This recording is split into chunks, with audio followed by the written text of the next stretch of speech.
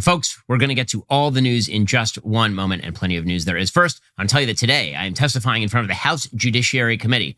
I'm testifying on the question of just why it is that legacy media continues to gain advertising market share, despite the fact that their trust ratings are absolutely abysmal. Right now, less than 1/3 of Americans actually trust the media, but the advertising dollars keep flowing in. So why is that happening? The answer is a soft form of intimidation and collusion between the government, Democratic legislatures, members of the executive branch who are left-wing, who put pressure on social media companies, and those social media companies decide that they are going to outsource all of their censorship to a group called the Global Alliance for Responsible Media, which sets all sorts of fake standards for what is acceptable brand safety material. And then advertisers, literally 90% of all advertising dollars in the United States run through GARM. So I'm going to be testifying in front of Congress about all of that. It's a really important issue. I hope that you will check that out because it's going to make a big difference to the future of freedom of speech in the United States and to the viability of alternative media in general.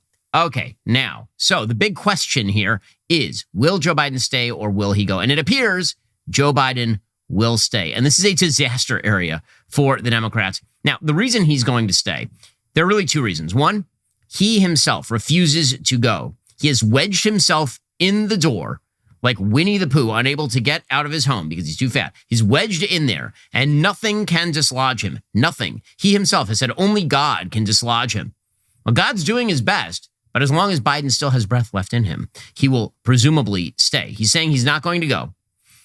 But there's another problem for Democrats, and that is that if you look at the polling data, Joe Biden is still doing better than many of the other Democrats who would prospectively replace him, which means that some Democrats are swiveling behind him. So, for example, brand new Emerson College polling, hypothetical general election matchups. It shows Donald Trump beating Joe Biden 46-43. But it also shows Donald Trump beating Kamala Harris, the prospective replacement, 49-43, meaning that Biden does 3 points better against Trump than Kamala Harris would. It shows him beating Bernie Sanders by 6, Al Gore by 5, Hillary Clinton by 7, Gavin Newsom by 8, Pete Buttigieg by 10. In other words, Joe Biden may still be the Democrats' best bet. Now, the problem is that bet sucks. It is a bad bet, folks. Nate Silver has a rundown on this in which he points out that clearly at this point, Donald Trump is ahead. He's about 3.1 percentage points ahead in the polls right now. If you look at the margins in the swing states, Donald Trump right now, according to the polling that Nate Silver has accumulated here, Donald Trump is currently leading in Pennsylvania by 3. He is leading in Wisconsin by 2. He is leading in Georgia by 5 to 6 points. He is leading in Michigan by 1, in North Carolina by 6, in Arizona by 7, in Nevada by 6, in Florida by 9, in Texas by 10. So those are not good numbers. And it's not just Nate Silver who is pointing all of this out. The Real Clear Politics polling average shows Donald Trump with a lead of 5.5 points in Pennsylvania, above 2 in Wisconsin, about 1 in Michigan, 5 in Arizona, 4 in Georgia, 5 in Nevada, 6 in North Carolina. The Polymarket odds currently have Donald Trump as a 63% favorite over Joe Biden at 19%, with Kamala Harris clocking in at 10%. Absolutely brutal numbers. And again, it's not just Real Clear Politics or 538. Cook Political Report, which is nonpartisan political analysis. They have insider information from internal polling from Democrats showing Joe Biden down in Pennsylvania by 10 points. There was a poll that came out yesterday that shows Joe Biden in Wisconsin down by 5 points. So Cook Political is now re-rating 6 different states. They're moving all of them in the direction of Republicans. Arizona has moved from toss-up to lean R. Georgia has moved from toss-up to lean R. Minnesota has moved from likely Democrat to lean Democrat. New Hampshire has moved from likely Democrat to lean Democrat. And Nevada has moved from a toss-up to a lean R. In other words, all momentum currently is with Donald Trump. And as you may notice, that is because Donald Trump is not visible on the scene. Where is he? Where has he gone? He has gone missing. So it turns out that the thesis that some of us have been propounding since about 2017, which is that if Donald Trump just went missing in the public eye, people would look at Democrats and then he would win. Turns out that's true. So we can only hope that President Trump continues to golf and enjoy his life as he gains in the polling data. Well, Trump should continue to golf and enjoy his life. And he'll probably be president again. But how can you enjoy life if the big tech companies are now masquerading as privacy companies and coming after your data? They say to fix your privacy settings, turn off your app tracking, and you'll be all set. But here's the thing. Big tech feeds on your information. So sure, maybe they'll release a feature that does some good, but collecting and selling off your data, that's what they do. That's how they make their money. They can't stop themselves from looking at what you do online. To protect myself against big tech's prying eyes, I use ExpressVPN. When I use the ExpressVPN app on my computer or phone, I'm hiding my unique IP address. Websites can't use that address to find my actual location or track what I do online. On top of that, ExpressVPN encrypts and reroutes 100% of my online activity, so no internet provider, Wi-Fi admin, or hacker can see it. The best part, though, is how easy it is to use. It just takes one click to protect all my devices. One ExpressVPN subscription covers up to 5 devices at the same time, so it can protect your entire family as well. That's why ExpressVPN is rated #1 by CNET, Wired, TechRadar, and countless others. Get the VPN I trust to protect my online privacy. Go check them out right now. ExpressVPN.com/Ben. You can get an extra 3 months free on a 1-year package. That's EXPRESS, VPN.com/Ben, ExpressVPN.com/Ben to learn more. Meanwhile, Dave Wasserman, also at Cook Political Report, one of the best election analysts in the business, he says, quote, the notion that the presidential is a toss-up was a stretch even before the debate. Today, Trump has a clear advantage over Biden and a much more plausible path to 270 electoral votes. All of this is underscored by the fact that, of course, Joe Biden is in ailing health. Now, he was already losing to Donald Trump before the debate. That's the reason why Joe Biden tried to do the debate, because he felt that he was losing momentum, and if that continued, he was going to lose the election. So he tried to reverse that with the debate, and he completely fell on his face. It was a full-scale disaster area. The problem for Joe Biden is no matter how much he tries to talk himself through this race, tries to convince everyone that he is healthy, youthful, full of vim and vigor, and ready for love, it turns out he is not. So last night, he spoke at the opening of a major NATO conference in Washington, D.C., and once again, he just got lost on the stage.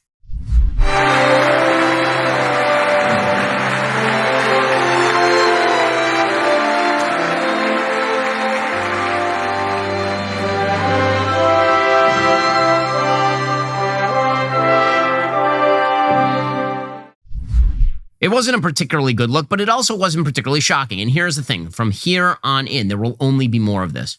From here until the end of the presidential election, there's just going to be a lot of footage of Joe Biden getting worse, because it turns out that dementia doesn't get better. It just goes in one direction. This is all downhill for him. And we all know what we are seeing. So yesterday, there's a doctor named Tom Pitts who's a specialist on Parkinson's. And NBC News shockingly had him on to discuss the health condition of Joe Biden. The anchors were trying to convince him that Joe Biden isn't actually suffering from, say, Parkinson's. He says that based on his visual diagnostic of Joe Biden, he said it would be almost impossible to miss the fact that Joe Biden is suffering from some stage of Parkinson's. It's very hard to diagnose Parkinson's, isn't it? It's not simple. I mean, I've heard that it can be. It's one of the easier movement disorders to diagnose, actually. Right, but it's so clinic. There's very little other. And I'm a Democrat. I always say about this. Right. It's just like, this guy is not a hard case. But I've had relatives who have gone through neurological issues, and I've heard that sometimes Parkinson's is not very easy to nail. You have to take a lot of tests. It's early on. If you're just presented with like hallucinations, that could be a variety of things, or just the cognitive problems. That could be Alzheimer's versus Parkinsonism, and that becomes a little nebulous. But once you start manifesting the hallmark motor symptoms, right, slow movement, rigidity, mass facies, hypophonia. I mean, if a med student did not pick Parkinson's on the test, they'd be remediated. Welp. I love the anchor for NBC News trying to out-doctor the doctor there. It didn't go amazing. Well, Democrats have been trying to fight to get him off the ticket, but none of them are willing to have the courage, the major Democrats, to just say they don't want him on the ticket. They won't say it publicly.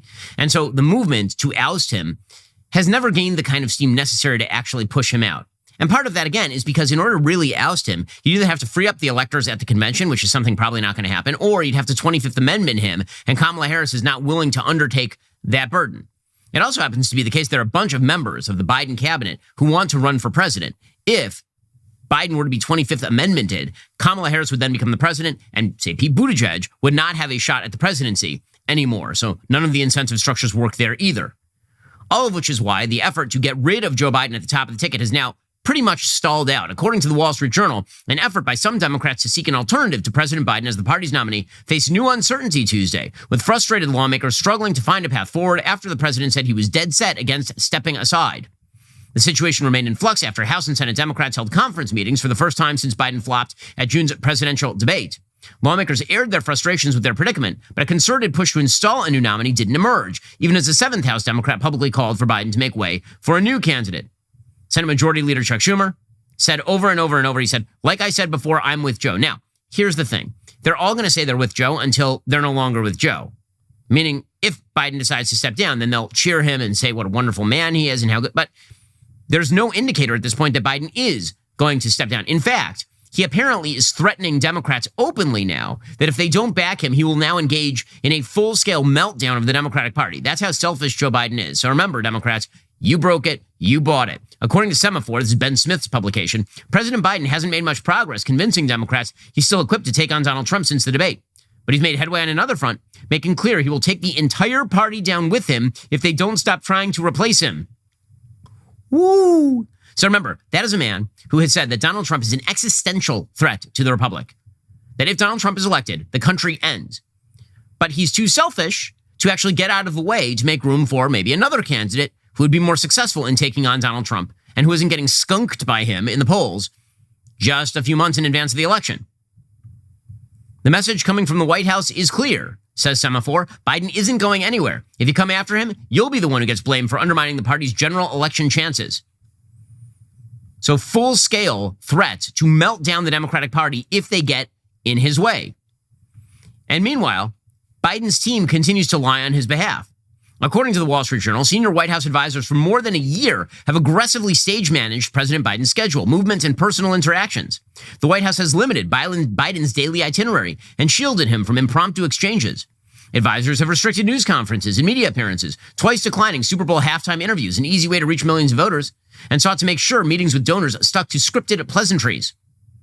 Senior aides dismissed travel suggestions over worries the president did not have the stamina for them, including an idea for Biden to make weekly cross-country trips in 2022 to tout the benefits of his infrastructure law. Not just that, it turns out that there are a bunch of new reports about how for years everyone has known that he is no longer with us, that he is no longer sentient.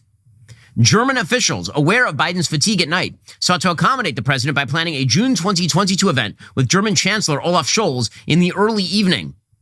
The informal event, a soiree at the Alpine Resort's Schloss Elmo during the Group of Seven summit, this is in 2022, remember, this is 2 years ago, it's gotten worse since then, was arranged as a confidential meeting on Ukraine in a relaxed setting. Biden did not show, surprising the chancellor and his aides, officials said. Instead, Secretary of State Antony Blinken arrived and announced that Biden had to go to bed, according to two people who were there. Had to go to bed.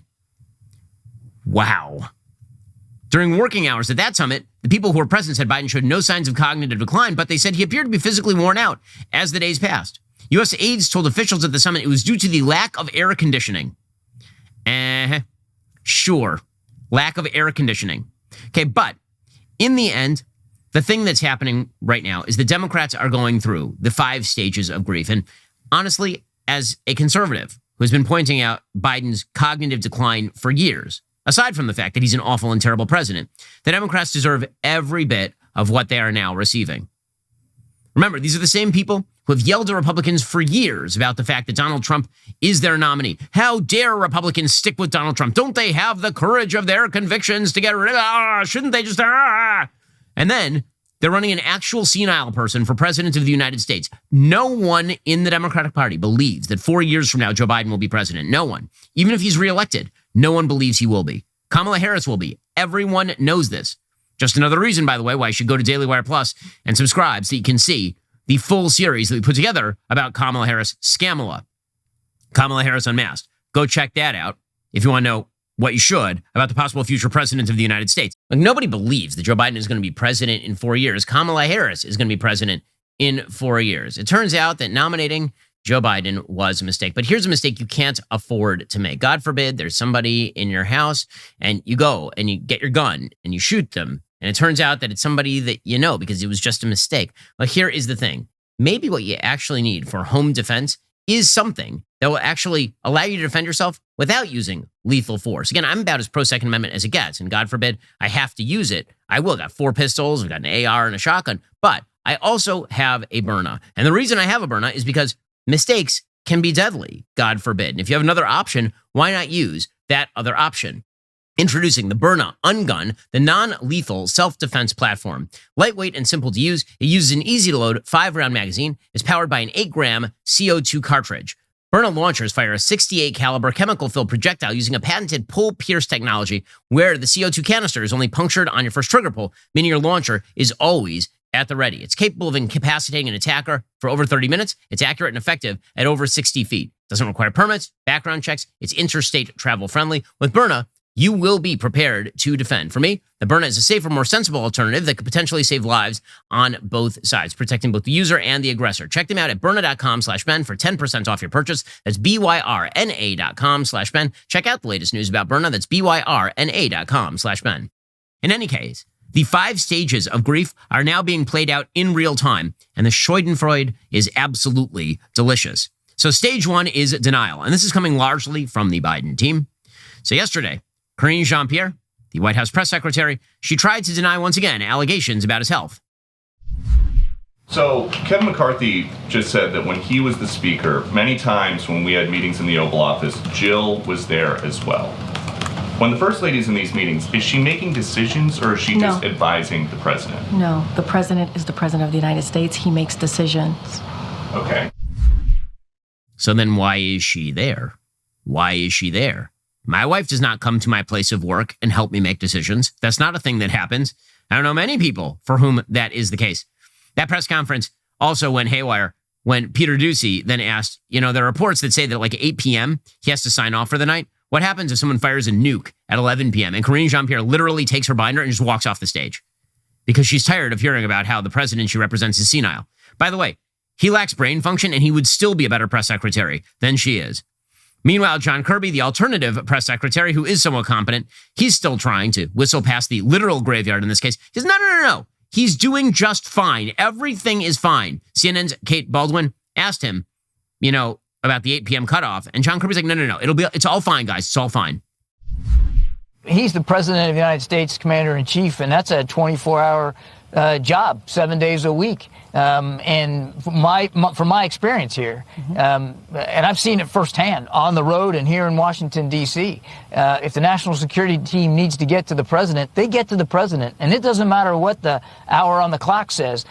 He's always there. He's always available. And they have ready access to him. And he also knows that the world doesn't take a breather after a certain time of day, that things to keep going on, just like we saw this weekend in Ukraine. And he's constantly peppering the team with questions, again, around the clock. That's the commander-in-chief that I've seen.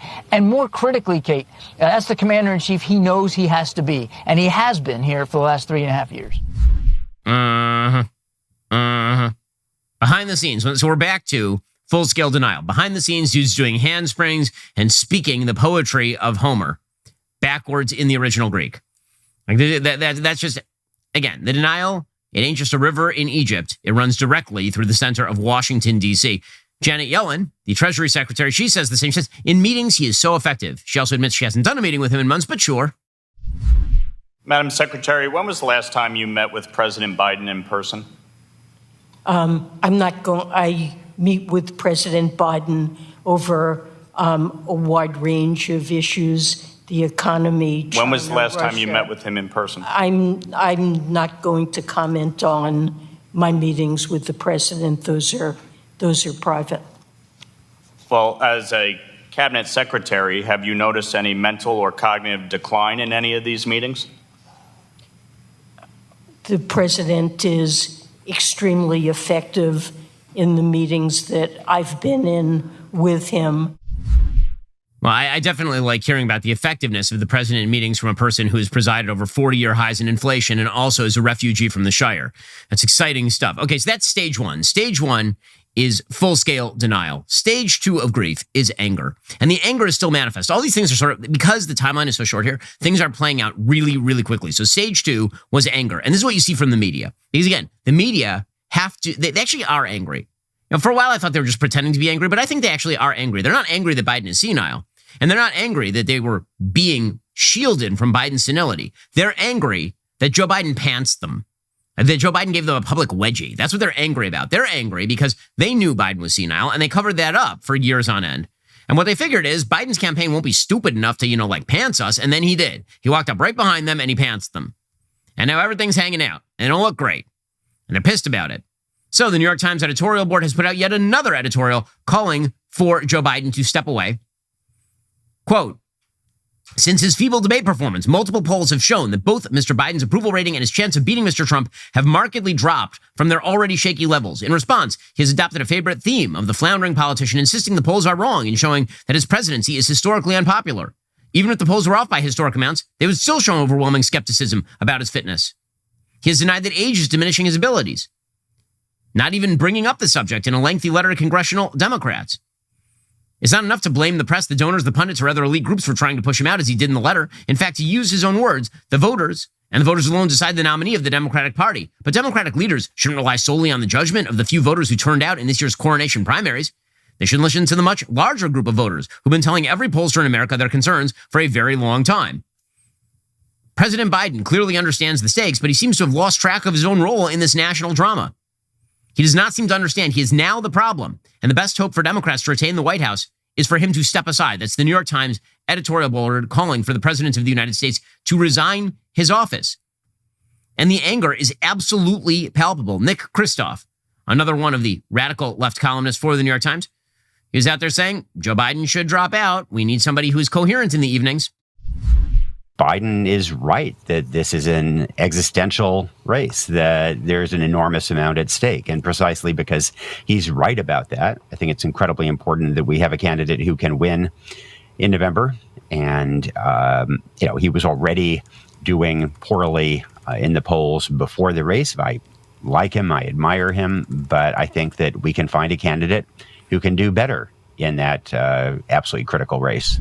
Meanwhile, the fury and the rage were palpable from Jon Stewart. So the media, they're really angry about Joe Biden's candidacy, but they don't have a realistic alternative. You know what else is not realistic? Work-life balance, when you're working through lunches or staying late to catch up.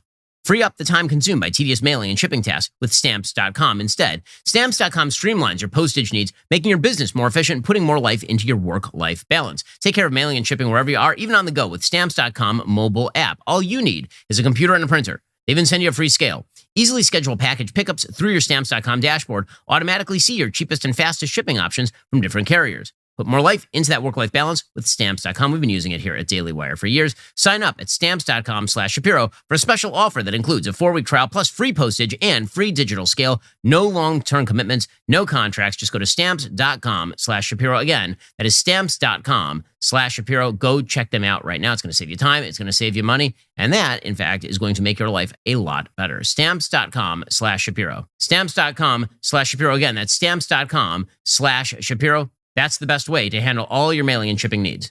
So Jon Stewart, right after the debate, basically lost his mind.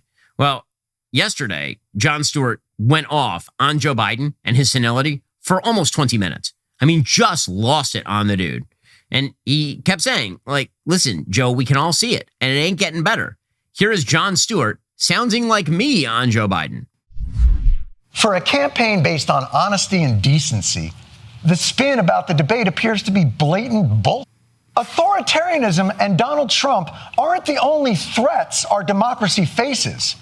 An arthritic status quo, unable or unwilling to respond in any way to the concerns of voters who just received new and urgent information about their candidate, also erodes confidence and faith in the system of government. CNN's Abby Phillips doing comedying with Stephen Colbert, she basically said the same thing. She said people are still screaming about Joe Biden's debate performance. Again, the media are fighting mad, right? This is stage 2. This is anger in the processing of Joe Biden and his political demise here. Here's Abby Phillip from CNN. Again, it is amazing to me that you get anchors from CNN who are on late night TV, but there you are. What do your sources tell you about the low-level mutiny among Democrats on Capitol Hill? Did this help? I think that it helped for some people who wanted it to help, but for many more people, there is it's like the silent scream on the inside. I think people are still really nervous. From what I'm hearing, people are still freaking out. People are still freaking out about both Biden staying on the ticket and what could happen if he doesn't. Because that alternative is, for some people, just as scary as the prospects of Biden staying on the ticket. We have now gone from denial to anger to stage 3, bargaining. And bargaining you're largely seeing from sort of the speculators. You're seeing this from celebrities, people who don't know much about politics, because there ain't no bargain here. You're either dumping him or you're not. And if you dump him, it's bad. And if you don't dump him, it's also bad. But you're starting to see people, out there. No, it'll be fine. It'll probably be fine. Stephen Colbert positing that perhaps Kamala will clock in as the night president. Perhaps there'll be some sort of compromise presidency happening here. To keep his energy up, Biden told the group that he now plans to stop scheduling events after 8 p.m. 8 p.m.? So the state dinners are all going to be early bird specials? Also, which 8 p.m., sir? East Coast, West Coast, Moscow? The world does not stop at 8 p.m. Is Kamala Harris going to have to clock in as night president? Oh, the bargaining. Kathryn Hahn, who, remember, from Disney Plus, she is also bargaining. She says, you know what? Fine. If it's Joe Biden, fine. Maybe it'll still be okay because I'll vote for anybody over Donald Trump. Anybody. Here's the thing. I would vote for a skeleton over Donald Trump. In fact, I may literally be voting for a skeleton over Donald Trump. It'll be okay, right? Kathryn Hahn meme.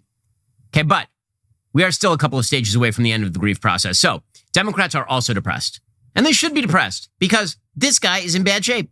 And even if he were to win, he would then probably die or be declared incompetent. So Representative Steve Cohen, he was asked coming out of a Democratic meeting, are you guys on the same page now? It's like everything puts it back together, Humpty Dumpty, they put him back together and all the rest of it. And Steve Cohen's like, we're not even on the same page. Are you kidding? We're not even in the same book, man. You all on the same page? No. What do you mean you're not on the same page? You're not even in the same book. Was there support President Biden? What's the outcome of that meeting? Jake Sherman from Punchbowl News reports, quote, the House Democratic Caucus meeting about President Joe Biden's political standing is emptying out. One House Democrat supportive of Biden told me it felt like a funeral. There's no consensus on Biden. Lots of talk about how difficult the situation is for Dems.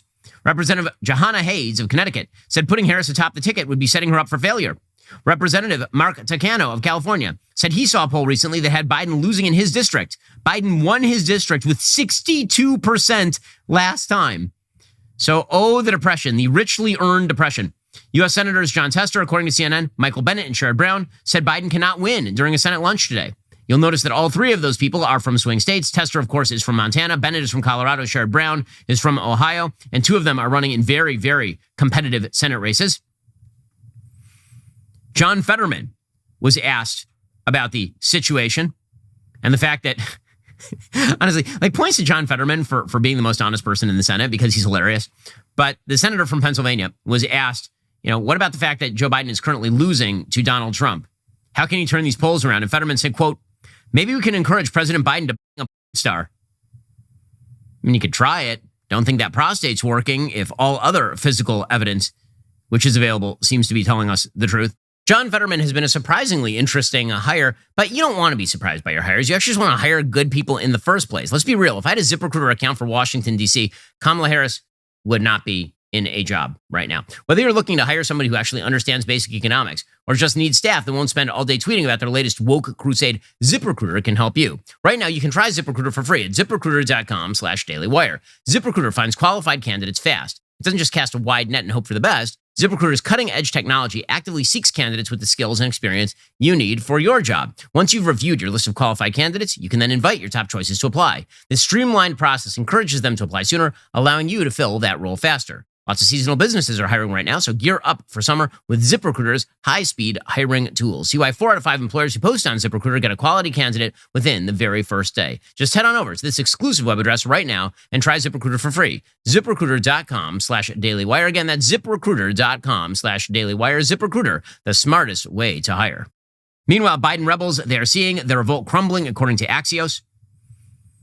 Just before House Democrats' Tuesday morning Come to Jesus meeting on President Biden's path forward, a smaller group of swing district Democrats held what sources described as a despondent gathering with actual tears. People were actually crying. It's a funeral over there. One shell-shocked lawmaker who was present at the meeting would offer only one word to characterize it: intense. Another described the mood as pretty much unanimous that Biden has got to step down, adding, there were actual tears from people and not for Biden. One House Democrat who was in the meeting said, quote, most of our caucus is still with him, meaning he'll stay in, which sucks for our country. So, this is the depression stage that we are now currently in for the Democrats. And then finally, we arrive at acceptance. And House Democrats are indeed moving toward acceptance. They realize that he's an immovable object, mainly because his body is no longer movable. And Democrats seem to be coming together over the idea that they have no choice. They just have to accept the reality. Before a meeting of Senate Democrats, according to the Washington Post, Senator Chris Coons of Delaware, co-chair of Biden's campaign, said the president had heard the message from lawmakers that he needed to get out and do more events and interviews. But that ain't it, Bob. That ain't going to be the answer. More press for Joe Biden is the worst idea because it ain't getting any better here.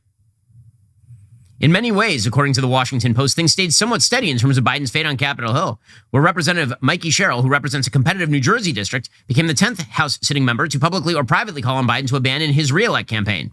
Sherrill said, quote, I know President Biden and his team have been true public servants and have put the country in best interests of democracy first and foremost. Because I know Biden cares deeply about the future of our country, I'm asking he declare he will not run for re-election. However, few Democrats are actually coming out and saying that Biden has to go.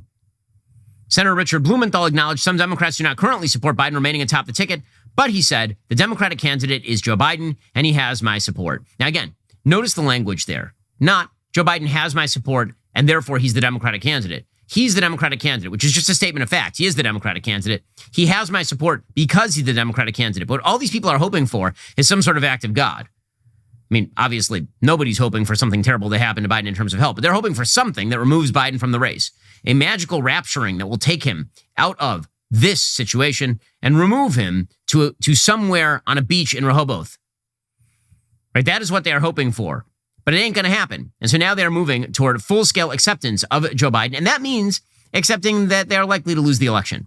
James Clyburn, Democrat of South Carolina, whose intervention probably made Biden the nominee, came out of that meeting today and said, we're riding with Biden. Okay, like Thelma and Louise, right off that cliff. Meanwhile, Representative Pramila Jayapal of the Congressional Progressive Caucus, she said, I am fully behind him as our nominee until he's not our nominee. Well, there you have it. That's a great quote. I'm fully behind him as our nominee until he's not our nominee. Okay, well, you know, and I'm fully behind the sun rising in the morning since the sun is rising in the morning. Meanwhile, Bob Casey, senator from Pennsylvania, who again is running in a competitive Senate race, he says, you know, Joe Biden's fine. He's fine. And then when asked how fine he is, he's like, I'm not going to comment on that. Here we go. Do you support keeping Biden at the top of the ticket? Oh, I've said so numerous times. You heard my remarks over a week ago in Scranton. You don't have any concerns about his ability to serve 4 more years? No. I mean, you saw him in the debate stage. And Manu, my job is not to be a commentator or an analyst. I've got a job to do as the United States Senator. No, you don't. I mean, come on. My job isn't to be a commentator. These people, I will say that I was in the halls of Congress yesterday, and it is amusing for the first time in my lifetime to watch the media try to track down Democrats to comment on a situation. Usually, members of the media are just trying to track down Republicans to find out what they're going to say about the latest nutty thing that some other Republican said. Now, Democrats are scurrying through the hallways attempting to avoid the press, and it's pretty amusing. Jerry Nadler, Democrat from New York, this is pretty great. He had earlier this week said that Joe Biden should go. Then Joe Biden was like, I will stay and none can make me leave. I'm not going to go in and man, you want to fight me? I'll fight you using these moon shoes. I'll hit you with the moon shoes. And Jerry Nadler's like, well, okay, then I suppose. Okay. All right. Here's Jerry Nadler completely reversing himself. Just to be clear, sir, you do not want the president to drop out? I do not. Sir, is your support for the president a pragmatic consideration, given that the president has said he will remain in? Well, yeah. I know. He said he's going to remain in. He's our candidate, and we're all going to support him. I hope we're all going to support him. That kind of leaves you with no choice then, I take it. I'm talking about William. Well, Yes. As the president said, something like 90% of Democrats voted for him in the primaries. He won the nomination, and that's the end of the matter. I love that. So you accept that he's going to be the guy because you have to, right? Yes. And that's because you have to, right? Yes. No, acceptance, man.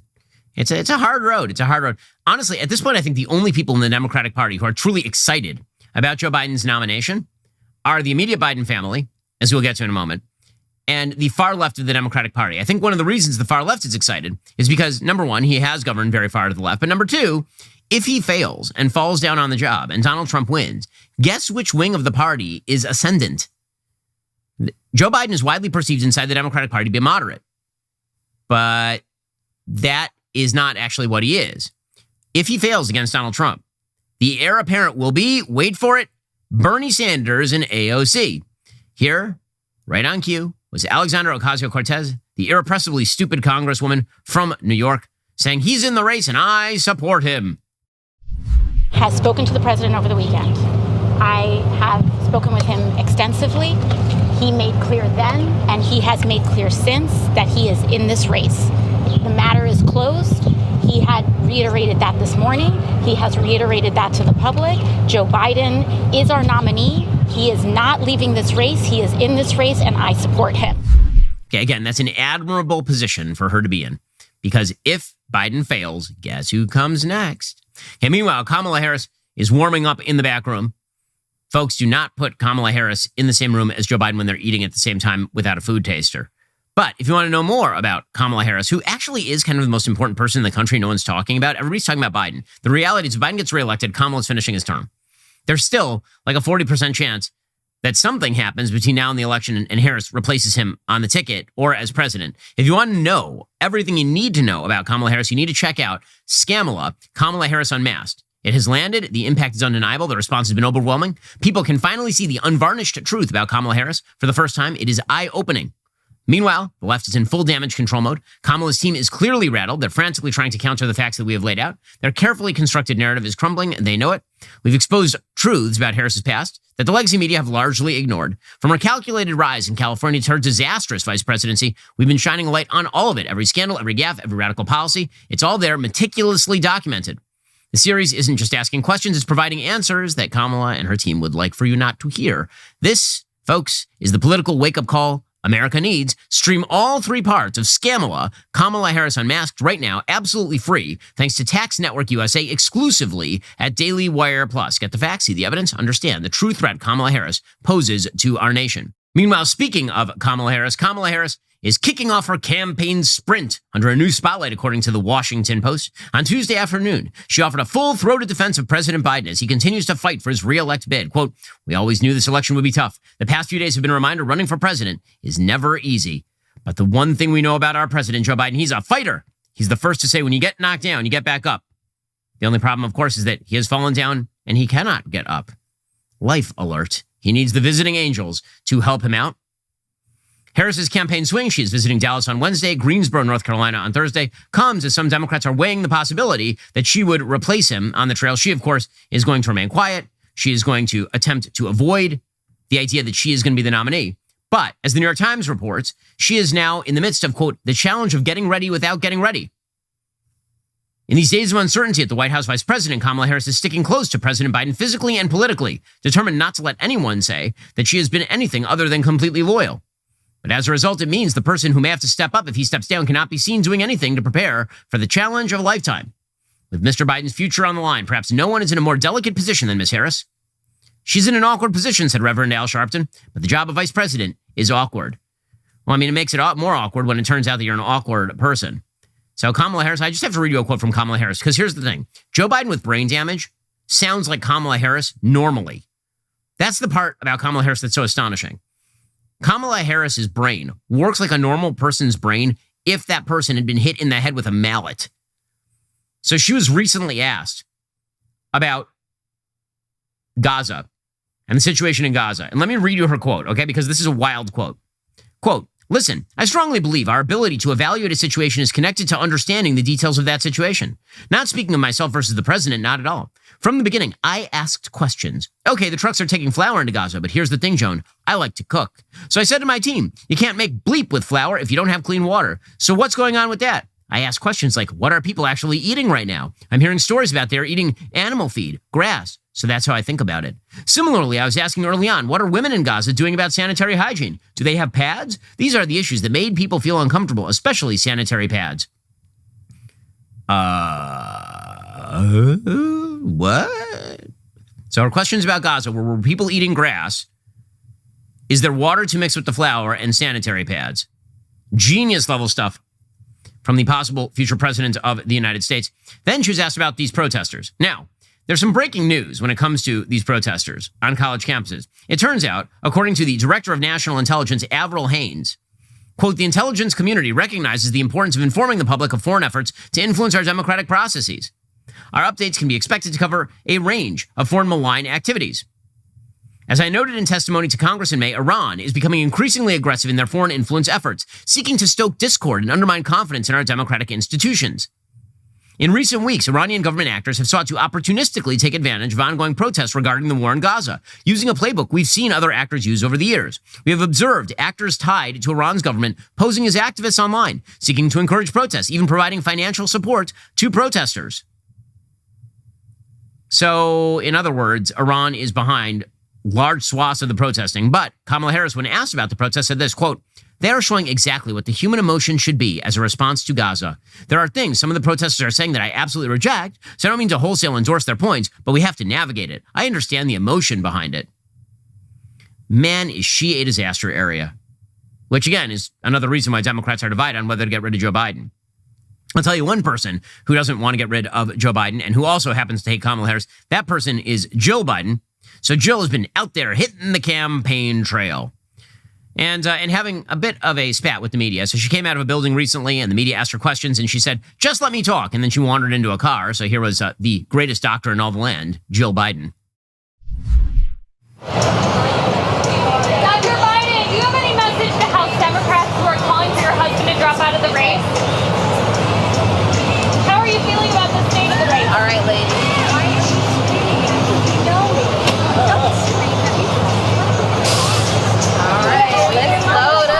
I love that. She says, why are you screaming at me? You know me. You don't have to scream at me. We can talk. And then they're like, okay, so we have, and then she's right into the car. Jill Biden, ladies and gentlemen. By the way, who is Jill Biden as a human? I would refer you to a piece originally from T. Beckett Adams over at the DC Examiner, because this is an amazing revelation. It's from a couple of years ago. Quote, the Marine Corps Band was instructed last fall to come up with an entrance theme for the First Lady, a source told the Washington Examiner. The band now has in its repertoire an original composition titled Fanfare for the First Lady. The song, the source said, is essentially Jill Biden's personal hail to the chief, and that it is to be performed and repeated at official White House functions from her first appearance until she's ready to speak. When news that she had actually commissioned someone to write a theme for her broke, then the White House walked it back, but not before it was actually played at an event.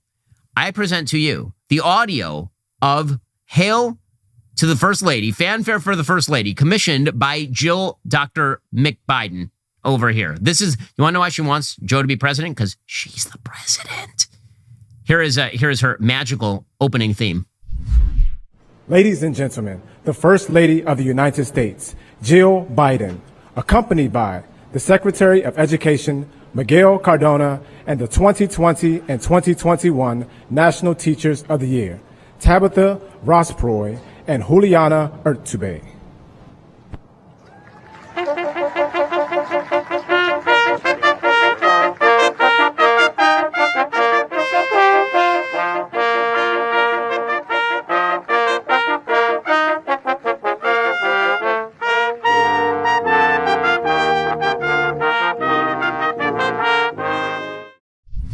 Yeah, man, it sounds like the Afghan National Band right there. Solid stuff there. I can't imagine why they shelved it. Meanwhile, Jill is out there on the campaign trail, and frankly, she's looking a lot more lively than her doddering husband. Her case, in the end, as always, Donald Trump is Orange Hitler. So here she was yesterday saying that Donald Trump is evil. So let me ask you this. Does Donald Trump know anything about military no. Do you? He disparages those who sacrifice for our country. His own chief of staff said he called POWs and those who died in war losers and suckers. He's evil. He said he didn't want to be seen with injured veterans because it didn't look good for him. It's disgraceful. I hope you like her as president because she's the actual president, we should note at this point. So that is strategy number one, is to trot out Jill Biden, Edith Wilson over here, Lady Macbeth, to try and make the case for her now mostly dead husband. The other thing Democrats are trying to do is trying to misdirect to Project 2025. So yesterday, Joe Biden tweeted out, or rather his team tweeted out, Google Project 2025. I mean, maybe that's how he thinks the Google machine works, that he goes to Twitter and he types that in, and that amounts to like Joe Biden might honestly just be in the bathroom shouting at the walls, Google Project 2025, Google it, Google, why isn't the Google machine? In any case, this is something Democrats want to focus a lot on, which is weird since Donald Trump has already said that he doesn't like Project 2025.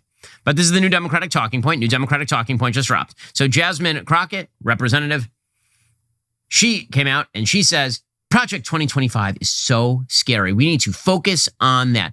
Okay, now what exactly is Project 2025? I'll tell you in a second. But here is Jasmine Crockett trying to misdirect away from, the much larger story of the president being a corpse.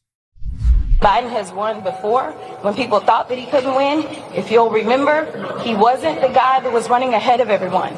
He can do this if we focus on the real threat. Project 2025, Donald Trump and MAGA America.